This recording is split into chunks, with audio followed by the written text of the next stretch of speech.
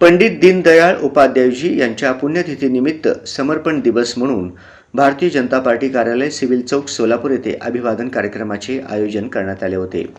यावेळी सोलापूर महानगरपालिकेचे नूतन महापौर श्री विनायक कोंडाल यांच्या हस्ते पंडित दीनदयाळ उपाध्यायजी यांच्या प्रतिमेस पुष्पहार अर्पण करून अभिवादन करण्यात आले।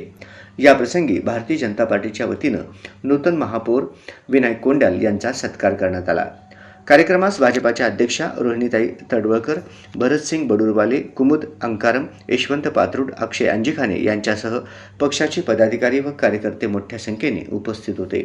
यावेळी उपस्थित मान्यवरांनी पंडित दीनदयाळ उपाध्यायजी यांच्या विचारधारेवर प्रकाश टाकत समाजसेवा, राष्ट्रसेवा व अंत्योदयाचा संदेश पुढे नेण्याचा संकल्प व्यक्त केला।